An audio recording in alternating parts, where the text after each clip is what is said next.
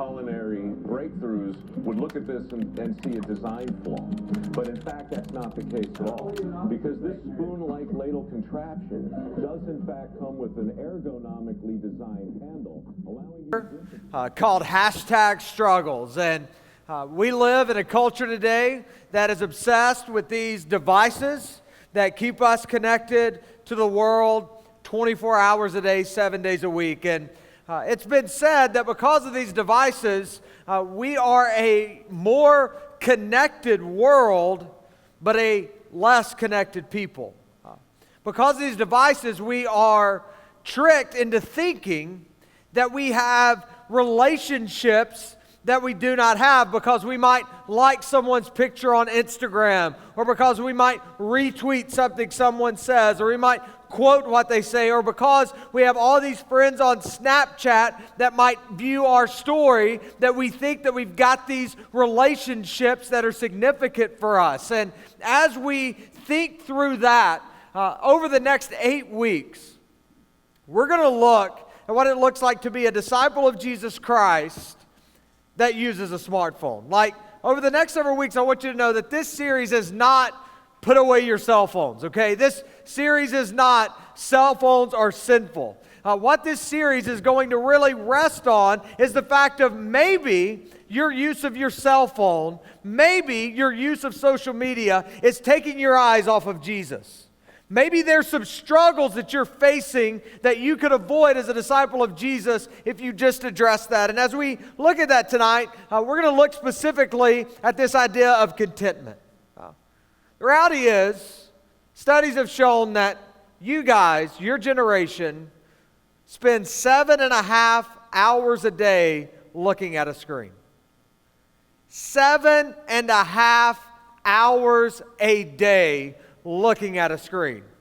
Some of you are like, there's no way. Really? Think about it. How many times do you look at your phone? Like, how many times do you just pick it up and like check it out, like to see if somebody's replied, or if you've gotten a snap, or if somebody's texted you, or to check what time it is, whatever it is you're doing, that you look down at it. Or about those times that like you're just sitting around and you're watching Netflix. Like, you've got your headphones in and it's just sitting down there and you're watching Netflix, doing nothing but vegging out and binge watching The Office, which is the greatest thing ever. But if you think about it, we are constantly looking at these screens. We're mesmerized by these screens. And so if we're spending 7.5 hours a day doing something, what kind of effect is it having? And so tonight, if you have your Bibles, turn to James chapter 3. James chapter 3. And as we look at James chapter 3 tonight, we're going to look at this idea of contentment. And the question I'm going to ask as we get started tonight in the room, as we begin this series, I just want to straight up ask you, are you happy with your life as it is right now? Like, as you enter this room tonight, are you happy with your life right now as it stands? If nothing changed, if none of your circumstances changed at all in this moment, are you happy? Some of you are already like, whoa, Chad, you said tonight was about contentment. You didn't say anything about happiness. Listen, if you're content, you're happy. If you are truly living in the definition of contentment, you're happy. Contentment is basically meaning, if nothing in my life changed, I'm good. If zero circumstances in my life changed right now, I'm good. Let me tell you this, for me, where I'm at in my season of life, y'all, I am happy. I am #blessed. I love my life.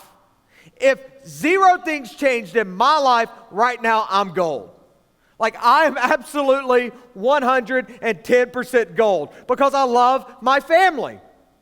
I get to run around with 2 dudes every day. Like this afternoon, I went home, played some PlayStation with Cooper and Cohen. Cohen got to put the beat down on me in NCAA because I let him. But because I let him, little man had some joy. So much joy, he was talking smack as a 5-year-old to his dad, all right? And then Cooper wanted to get his hands on me. But Cooper made the mistake of he was going to talk smack before we played the game. So Daddy had to humble his 7-year-old at NCAA as we were playing. And then I had to come back here. and every day we get to just have fun with those dudes, and it's awesome to have my family.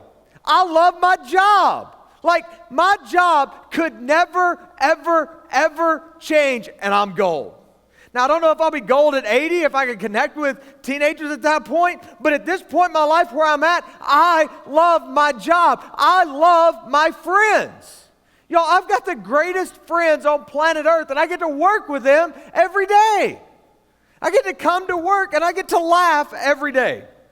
Like, every single day I get to laugh. Yesterday, here's a cool story. I had to go to staff meeting. We have staff meeting every Tuesday here. And that's the only time I have not been content this week, because none of my friends were there. David is in Texas eating delicious food and sending me snaps and texts of all the delicious food he's getting to eat that I'm not getting to eat. And that's making me a little bit discontent because I'm not eating that food with him. But then D-Champ is in Florida hanging out. Paige decided to take a day off just to recharge yesterday. And then I realized it's staff meeting day, so that's why she decided to recharge yesterday. So I have to go to staff meeting by myself. Claudia doesn't have to go to staff meeting, which that needs to change. And so I walk in yesterday, and for the first time in a long time, I was absolutely miserable. And I realized why I was miserable. It's because my friends weren't there. My people weren't there. The people that I get to do life with weren't there. And as I think about this idea of contentment, y'all, as far as contentment goes, I'm good right now. I'm not just good, I'm gold. And I pray for each of you in this room that you are able to be at that place in your journey. That as you follow hard after Jesus, that you are at a place of contentment. And by the way, I could guarantee you this: if you are running hard after Jesus, you will be content. If the number one objective in your life is to glorify Jesus and to obey Jesus, you will be content. And tonight we're going to see how that's the case. So James chapter 3, let's go. I didn't even think I was going to get passionate tonight. I thought I was going to have to be chill because we went acoustic, but it didn't work out so well. But let's just go. James 3:13, talking contentment. Who is wise and understanding among you? By his good conduct, let him show his works in the meekness of wisdom. As we look at what contentment is tonight, the first thing I would say is this: it's contentment, man, it just knows. It knows it's good. Here it says, who is wise and understanding among you? Meaning, who is it that knows the right thing and then goes and does that thing? Who is that among you? Because whoever that is, by your good conduct, let him show his works in the meekness of wisdom. He's saying, like, if you understand what's going on, if you understand what God is doing, then go and do that thing. As you, as a young person, are a disciple of Jesus Christ, there are times that he prompts you with things. There are times that he tells you to do the right thing. And in those moments, when you and I do the right thing, we demonstrate Jesus to the world. Which, get this, when you and I demonstrate Jesus to the world, people no longer ask why Jesus does things. They begin to ask a way cooler question. How does God do that? Like, how is Luke at peace in the midst of this situation? Like, how can that person be faithful when their family member's battling cancer? How can this person be good being single and not be chasing every dude that comes around? How is that possible? When you and I are focused on Jesus, when we know he is the source of contentment, nothing else matters.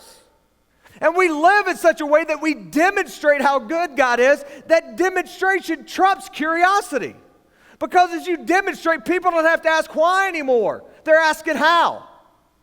They're asking, how is this happening with you? Not why, because when you're demonstrating it, y'all, when you and I are demonstrating Jesus, when you and I know, when you know, because that's what contentment is, you know.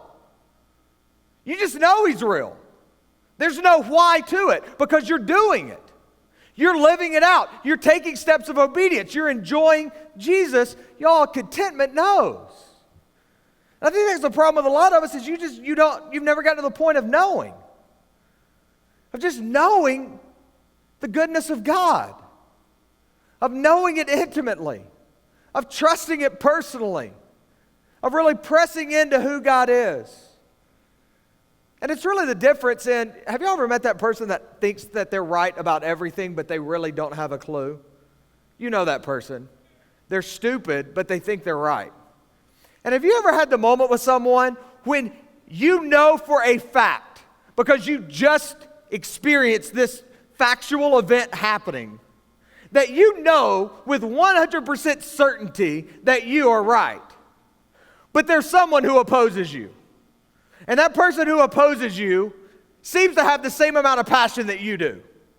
But you know that they're an idiot right now. And that's the beauty of that moment, y'all, because you know they're stupid, and you know you're right, and there's a confidence there, because here's what happens. You just let stupid keep talking. Because you know what's about to go down. Because stupid is going to keep running their mouths, and as they keep running their mouths, they just make themselves appear dumber, and then you're going to get the moment where they're like, you're right. And what's cool about knowing? You don't have to do anything. Because you know. You know. And that is such a beautiful picture of contentment. Who is wise and understanding among you? If you are, live it out. Because you know He's right. You know He's true. You know that He is better. And so as we get into this tonight, as we get into this series, do you know that Jesus is enough? Do you know that? Because here's where it comes into our phones. This is where contentment and knowing kind of gets thrown off. You get to looking around social media, and you get to looking at everybody else's perfect life. You know what I'm talking about. You look around and, man, they got to go on this really awesome vacation this year. Their life must be perfect. Man, you look at them post whatever it is they're going to post about the person they're dating, and you're like, oh my gosh, if I could just be in a relationship that perfect. Like if I could just have that, it would be the greatest. Or you see someone post a picture with that person they're dating, and you look at it and you're like, oh my goodness, if I could just have that relationship in all of its perfection, I would be good. Or you see someone post about a new pair of shoes that they've purchased or a new outfit that they've purchased, and you know exactly where it came from, and you would really like to buy that outfit, but you know you can't have it right now, and there's part of you that wants what they have. And it happens every time you get on social media, and it even happens when you post a picture and you don't get enough likes. How many of you, and please do not raise your hand, but how many of you at some point have taken down a picture off of social media or a post off of social media because you didn't get enough likes? You want to know what discontentment looks like? Look at how you handle your social media. Because that's where discontentment comes in. You begin to look at everybody else's fake life and become discontent with your own. So if that's you, if you struggle with material envy or circumstantial envy or relational envy, if you get on social media and any of those scenarios I just brought out has happened to you, you need to chill with the social media. Because it's causing discontent in you. And beyond that, it's taking your eyes off of Jesus. It's causing you to not say Jesus is better. What you're beginning to say is, this person's social media life is better. I'm not good enough. I'm not talented enough. I'm not smart enough. I'm not cool enough. I'm not enough. And you're right, you're not enough. But what happens is you start thinking that person's enough. And as you look at that person, let me tell you, they're not enough, because nobody gets real on social media. Nobody ever gets on social media and legitimately says, my life is a wreck. And so as we consider that contentment is knowing, do you know that Jesus is better? Do you know? Not just have a cognitive understanding. I mean, know in your soul that He's better. Verse 14. But if you have bitter jealousy and selfish ambition in your hearts, do not boast and be false to the truth. This is not the wisdom that comes down from above, but is earthly, unspiritual, demonic. Another thing about contentment is this, is that contentment is from God. You see, we live in a world that's not content. We live in a world that is discontent. They are in a constant state of looking for something more, looking for something better. And the beauty of being a disciple of Jesus is that we have access to the source of contentment. Here it says, look, but if you have bitter jealousy and selfish ambition in your hearts, do not boast and be false to the truth. What he's saying is if you have selfish ambition, and if you are jealous, bitterly jealous of someone, don't claim to know Jesus. Because knowing Jesus recognizes that He's better. And you recognize that by you having jealousy toward another human being, you're saying Jesus isn't better. Well, Chad, that's not it. That's not at all what I'm saying. I'm saying they've just got a pretty sweet life. They've got some awesome stuff that I wouldn't mind having myself. Okay, in you making that statement, what you've said is Jesus is not better. Chad, don't be putting words in my mouth. Look, I've never, ever said that, dude. I'm here right now. And I'm here, and I know lots of other people that aren't here right now. And I'm here, so don't be telling me that I don't really trust Jesus. Listen, it's not me telling you that. James did. James is the one that dropped that bomb on you. I'm just helping you see that. And James said it about me too. That where there's this bitter, selfish jealousy, that is not from God. And he goes on to explain that what's not from God. He said, this is not the wisdom that comes down from above, but is earthly, unspiritual, and demonic. He literally says that if you are experiencing jealousy, if you are experiencing discontent because you're looking around at what everybody else has that you don't have, if that's what you're experiencing, that comes straight from Satan. That's demonic. There's nothing of God in discontent. But the beauty of it is, contentment comes completely from God. That as you rest in the fact of knowing God, you experience contentment. And y'all, it goes back to, man, have you ever been at a point that you realize just something's missing? And maybe you don't realize that something's missing. You don't realize it right away exactly what it is, but you experience that there's just something missing, that there's this void. And when you realize that there's this void there, what happens when you don't exactly know what it is? You try to fill that void. You try to do things to fill that up, to try to fill up the space that has been vacated. And you'll try different things. And you'll get preoccupied with trying different things, and you'll get frustrated because that void hasn't been filled yet. And as you try to fill this void, what it does is it causes greater frustration, and it makes you feel like the void is even greater. And when I think about this picture of bitter jealousy, of selfish ambition, of us desiring more and more stuff, I would challenge you with this. If you don't believe that contentment only comes from God, we're just going to put it all out on the table tonight. Okay? All out there. Take it or leave it. Go try to make as much money as humanly possible. Go ahead. Go try to make as much money in your life as you can possibly make. And tell me if it's enough. Because the reality is it won't be. Go out on the athletic field. Win as many games as you possibly can. Win as many championships as you possibly can. And then answer me this, is it enough? Is it enough? Go find that relationship with that girl or that guy that they are so incredibly perfect that they're going to fix all of your insecurity issues. And tell me at the end of the day if that's enough. Because here's what you're going to discover. It's not. It's not going to be enough. At the end of the day, you're going to be like, I've got all this money, but I'm still not completely happy. I'm not at peace. I'm not content. I've got this relationship that was cool for a little while, but I realize that they're not perfect, and I'm not completely content.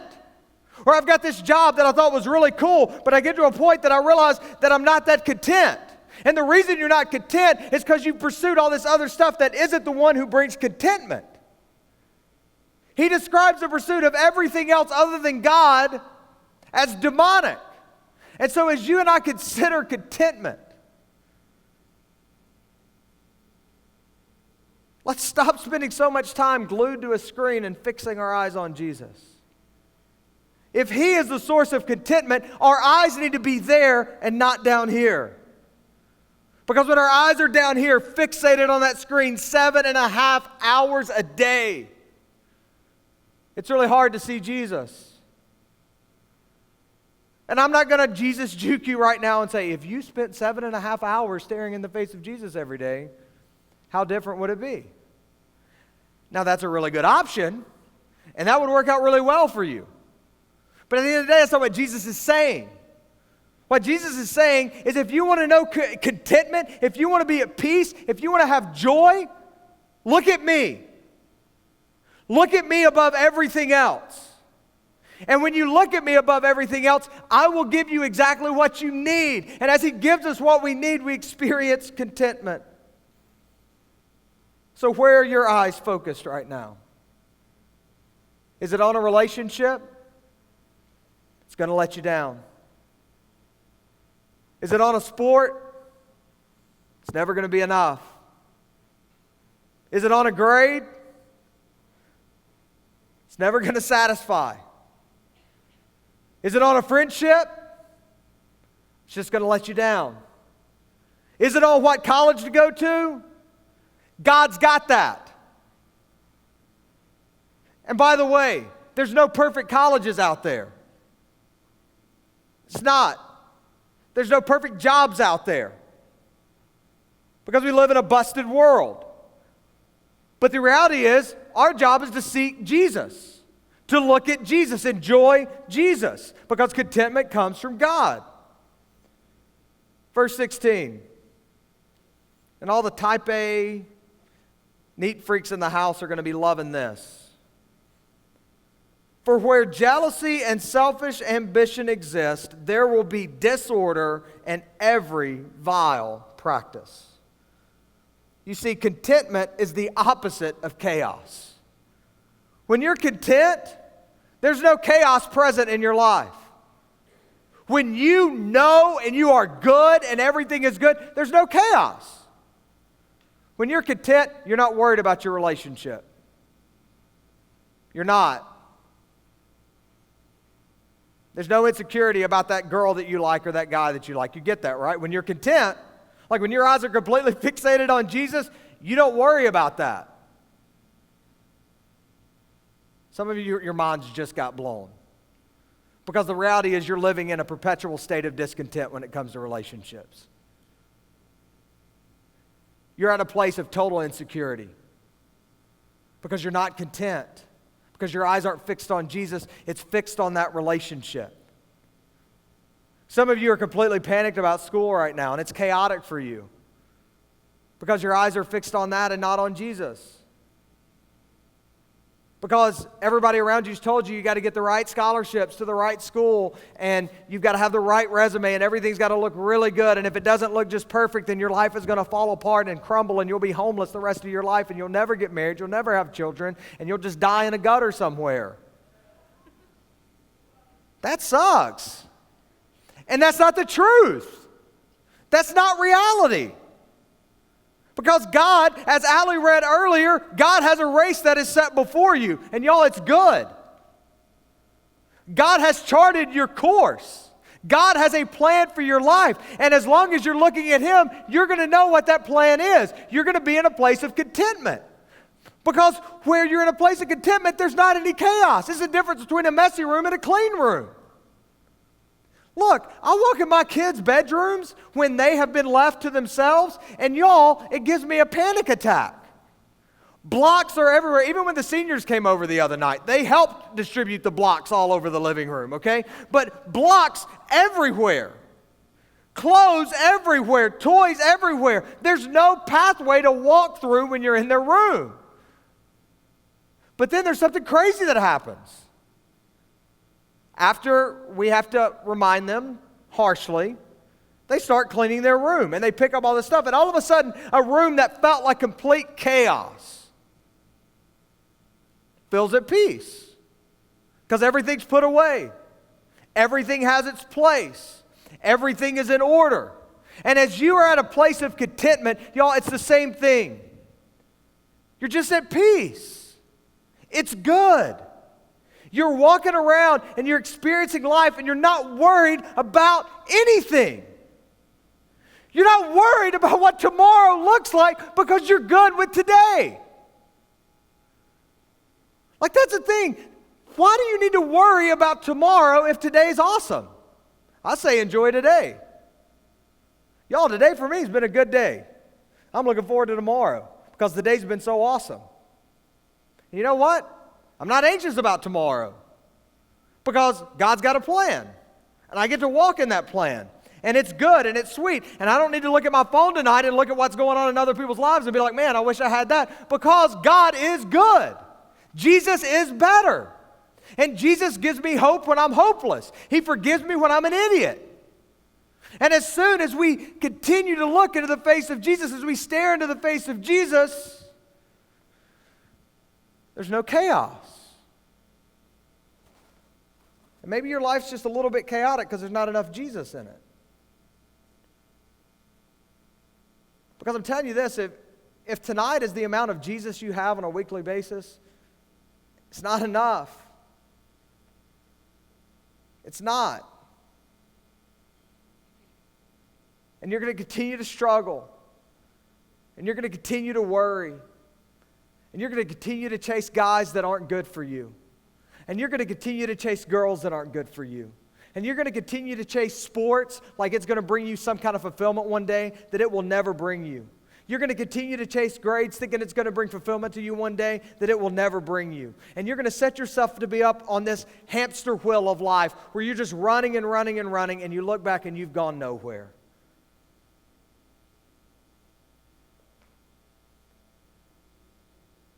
Contentment is the opposite of chaos. Verse 17.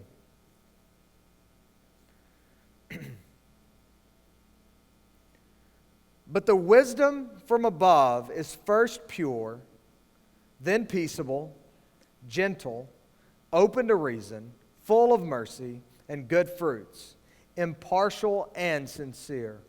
And a harvest of righteousness is sown in peace by those who make peace. At the end of the day, as I read these descriptors, y'all, contentment, it's good. That's the only way I can describe it. It's good. It's just good. Think about it. Look how it describes it. It says, wisdom from above, when you're content, it's pure. It's peaceable. It's gentle. Open to reason. Disciples of Jesus, we need some work on this. That we can be open to a dialogue with people. Because when you're content, you don't have to be so defensive. Have you thought about that? Like when you know you're right, you don't have to be like cranky about when somebody opposes you. But we do that all the time. Like all the time. Man, I can't believe that people disagree with us, disciples of Jesus. You know what I'm going to do? I'm going to get mad and I'm going to get angry and I'm going to boycott Target. That's what I'm going to do. I'm going to show them who's boss. Because I'm angry right now. What? You're angry? You know Jesus. Like, you know forgiveness. You know hope. Like, that's what you know. Why do you need to be angry? Like, really? What's there to be angry about when you're forgiven?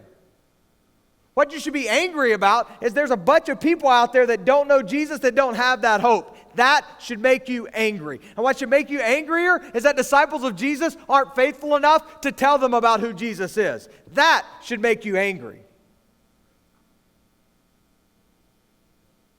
We're not only open to reason, full of mercy, productive, impartial, sincere. Understand this, that when you and I are experiencing and living in a state of contentment, it enhances our influence. Over the last 4 weeks, we talked a lot about influence. And I can't think of words that are more influential than the words that just describe the disciple of Jesus that's in a place of contentment. When you live a pure life, it influences. When you're at peace, it's influential. When you're open to reason, people notice. When you're full of mercy, people want to hang out with you. I mean, think about it. I know merciful people, and I like having them in my life. Why? Because they're merciful. I like somebody extending a little bit of mercy towards me. And as I think about contentment and the draw of contentment, it's good.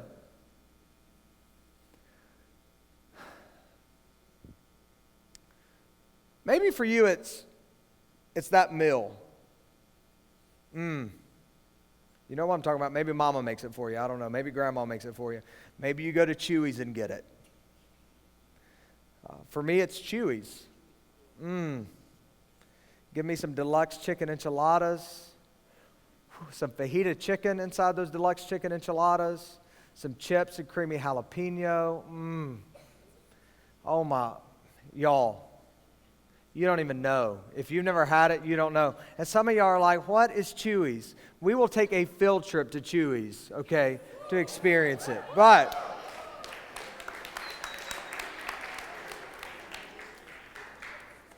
there's something about contentment that we could sometimes miss, because maybe you've gone to a place that you really enjoy eating, and you enjoy it so much that you eat too much. And when you eat too much, you don't describe the meal like I just described it. It's more like you're like, ugh.